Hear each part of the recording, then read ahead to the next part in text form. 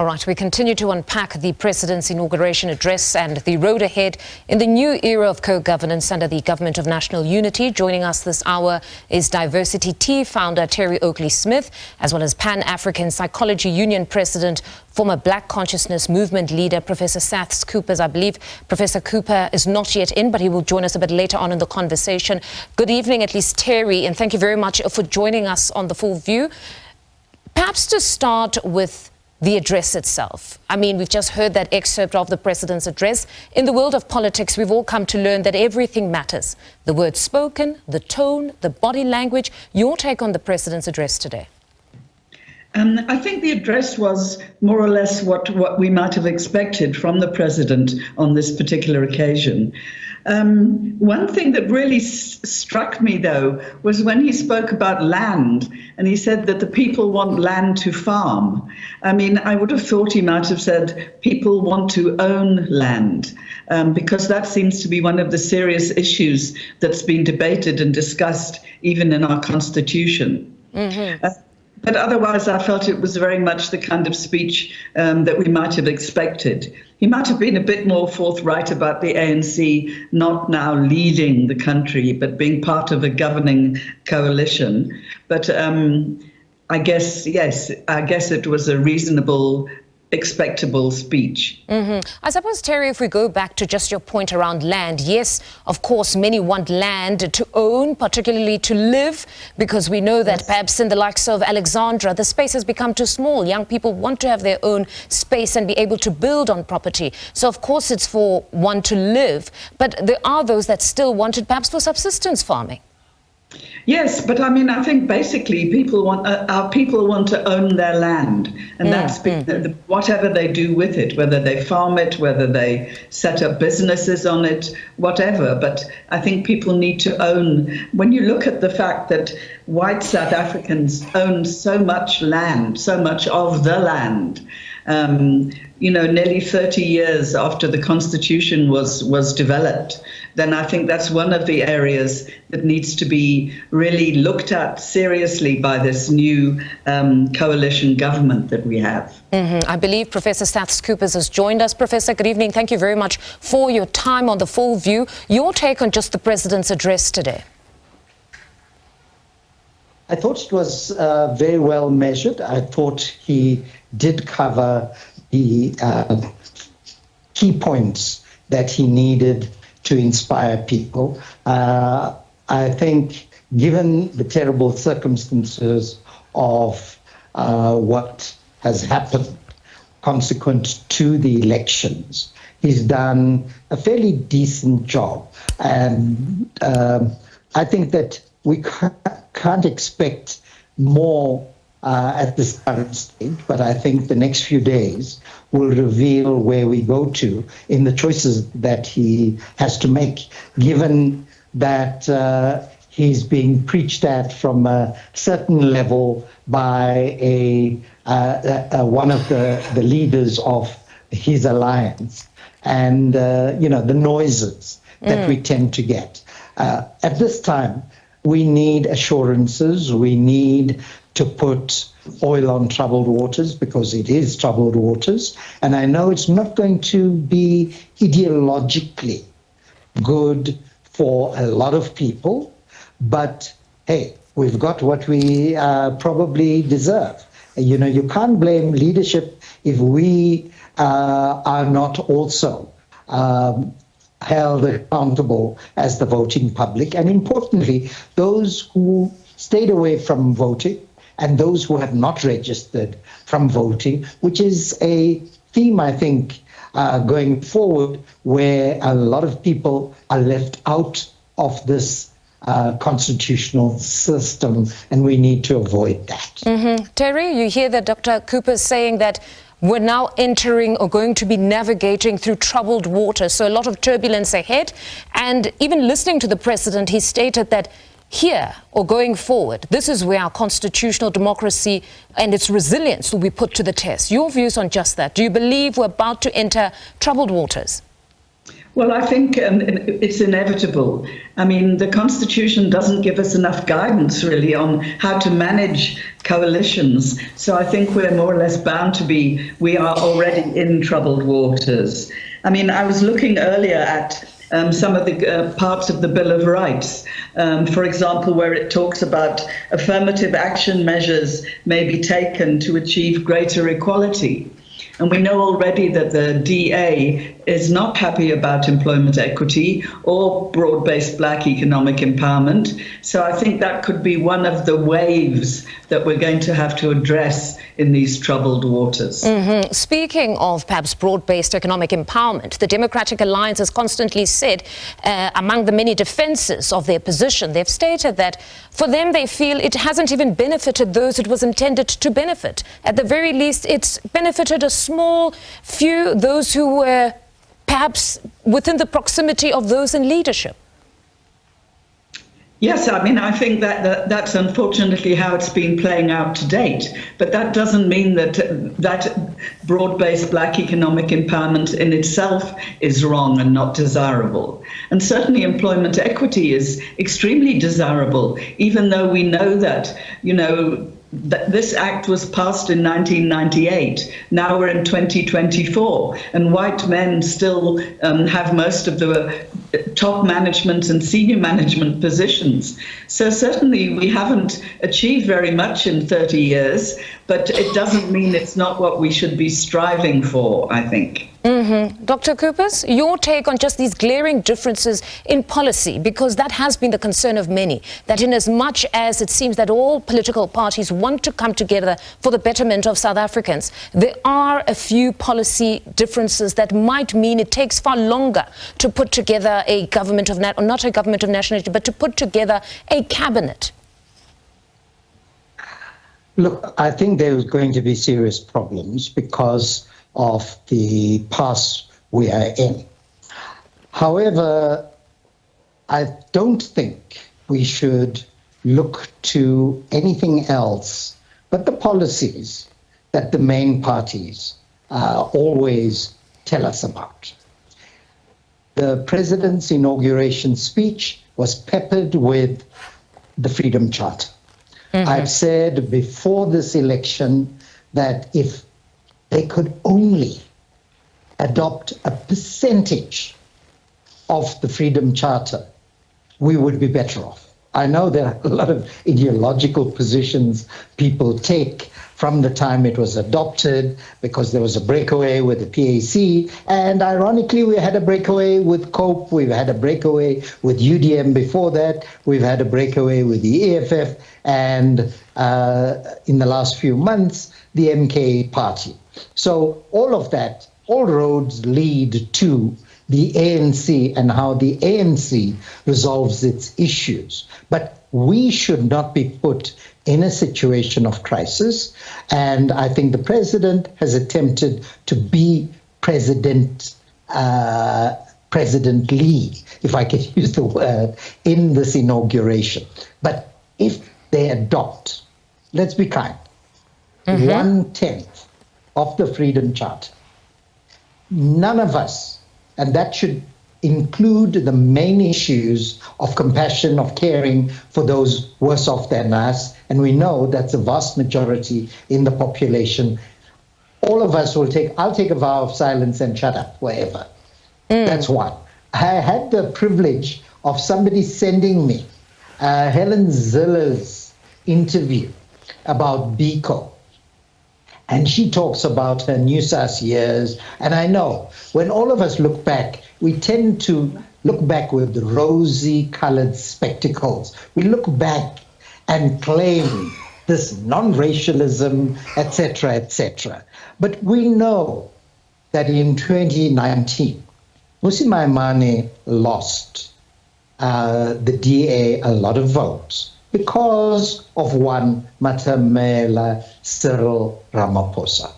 Indeed, he has the height of that acclaim, but he has the ignominy of reducing the ANC to just over 40%.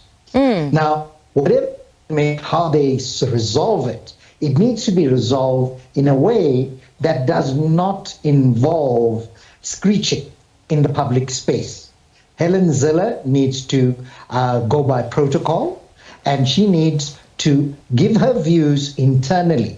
It should not become our problem, because nobody has given her the right to proclaim chairmanship or become the de facto prime minister. I know we're losing another de facto prime minister, Praveen Gordhan. Heaven help us if it's replaced by Helen Zille. We don't need that. We need the president to be the president, as he proclaimed, for all of this country and take decisions now on his cabinet. It's critical. The next few hours and few days at max are going to be critical about not returning the persons who we know are implicated in those things he wants to clean up on.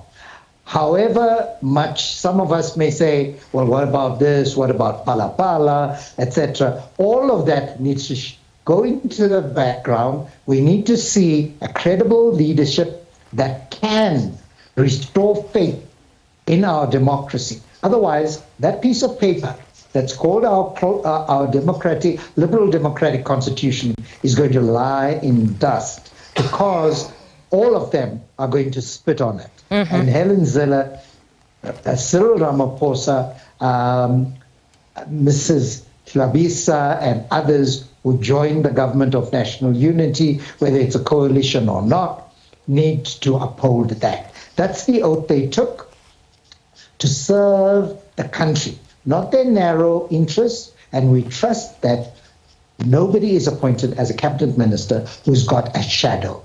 He or she should decline nomination for the sake of the country, because anything else is going to plunge this country into an abyss from which we may never return. And I think that July 2021 was and is the backdrop and is the threat posed by some of these parties to throw us into the shades of that which none of us wants. It's a small minority who craves note in times of crisis, and hopefully during this crisis will emerge leadership that will take us above the mediocrity that tends to prevail in our political space. Unfortunately, we can't do without the politics, but if we do, let's get credible people who can always listen to the voices of the population. And I'm glad also he has talked of a national dialogue. It's been braided about, and it's time that all of us, Terry, all of us, I think, want the opportunity for key actors in society, the professionals, the civil society groups, and others who can inform. And we've got bright people out there. We don't need this mediocre. It's almost like the 30% matric pass is coming to haunt us. Doctor, perhaps let's also just rope in Terry there, just to get her views on the kind of cabinet that will take us above mediocrity, as Dr. Cooper says there. Your views on that particular cabinet, when just looking at the political parties that are part of the GNU, can we get a cabinet that takes us above that mediocrity that Dr. Cooper talks of? Well, I think one of the most important things, without mentioning anyone in particular, is that it must be a cabinet that is diverse. We don't want a cabinet of older age people. Sorry, Sath, sorry, myself. We want to see some youth in that cabinet. Sure. We want to see women. One of the most disappointing things for me is the relatively small number of women that actually have been elected already.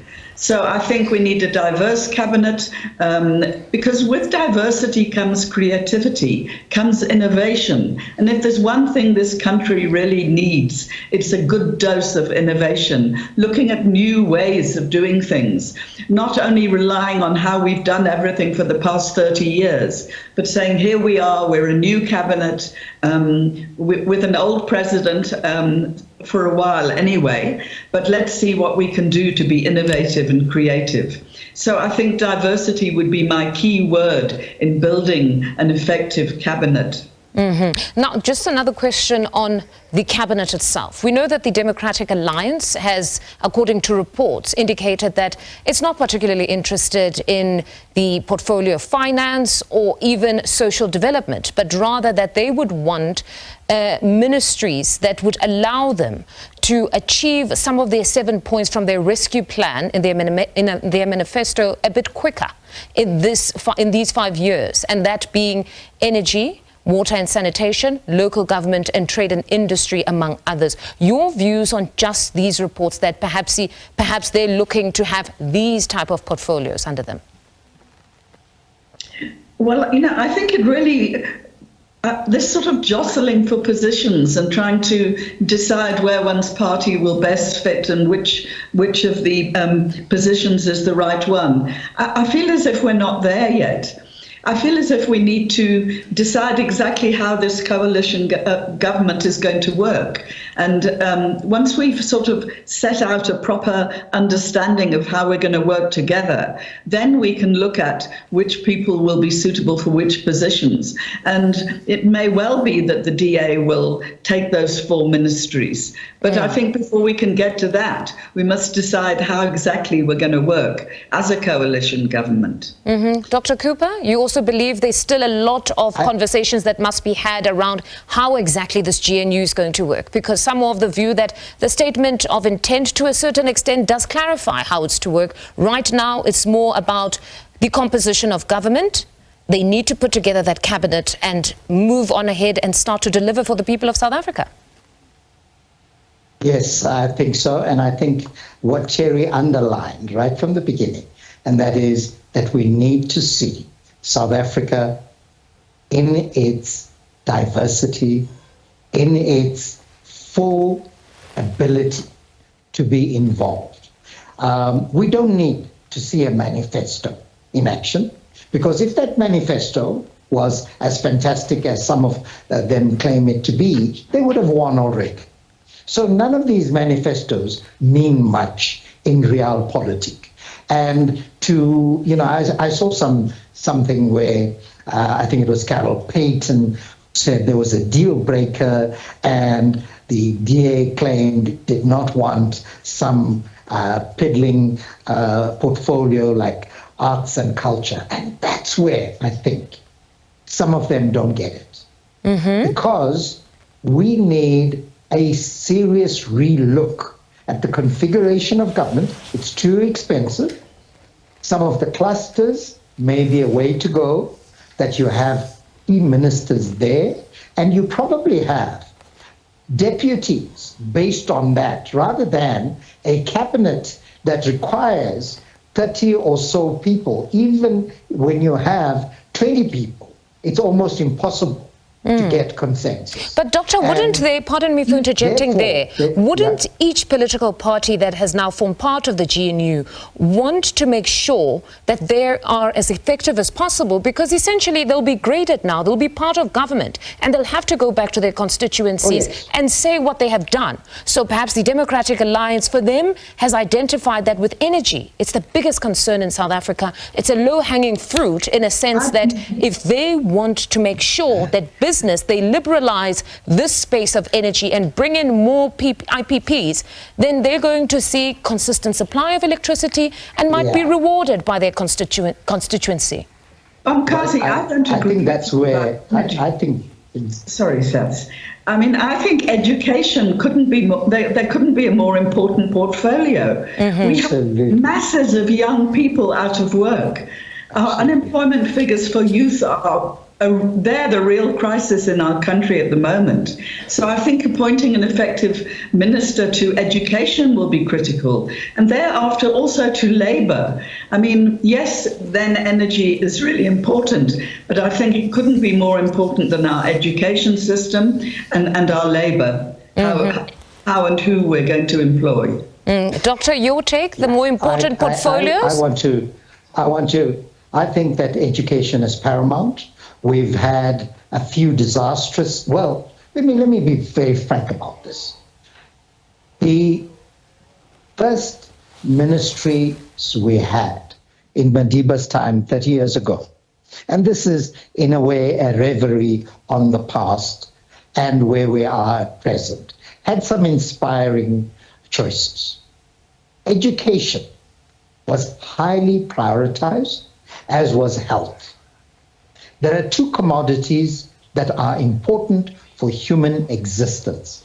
Educate people and give them the ability to be well, to use that education to create meaning, wealth, entrepreneurship, whatever you want, whichever ideology you choose. If you don't have those two right, we're going to limp along. So this cherry picking by one party against another should stop. And it's not about the private sector versus the private sector versus the public sector. It's about making this country work, because we already have a massive private healthcare industry, which by my last check includes only less than 15% of the total population, including some of us here on this platform. So we have a massive health problem. Add to that the figures that, and the stats that Terry has eloquently pointed to, and the dropout rates in primary school, exacerbated by COVID. Nobody's worrying about them. The terrible situation with agencies like NSFAS that simply don't work. The universities are well geared to provide this. If you cut all those, you will have a leaner government machinery. We tend to buy into what already exists. Now's the time for thinking out of the box. Yes, we've got crises. Those crises are man-created, not people-created, not human being created, man-created by some of these men that have been there for donkey's years. They need a shake-up. And I've listened to the current CEO of Eskom. I think that CEO has a vision for the future. I think the moment you start privatizing, more people are going to be out of electricity. What is even worse, you can put the lights off, but you have to have water. As we speak, Rand Water, the biggest supplier of water on the continent, not merely in this country, has announced shortages and close downs because of maintenance and other issues. I think that the DMA should be taking that ministry, for instance, and maybe they can make it work. But the moment they start thinking about privatizing essential rights that are protected in our liberal democratic constitution, not a socialist constitution, it's very liberal, it's bourgeois, but those social economic rights are there. Protect those rights, don't work against those rights, make it affordable for people, because have you noticed how expensive things have gotten in the last few years besides COVID? The 100 Rand that you went to the grocery store with a few years ago can buy you almost unfortunately buys nothing. far too little these days. Doctor, thank you very much for your time, as well as Terry. Unfortunately, we have run out of time. Very interesting conversation. Diversi-T founder Terry Oakley-Smith there, and Pan-African Psychology Union president, as well as former Black Consciousness Movement leader Professor Saths Coopers.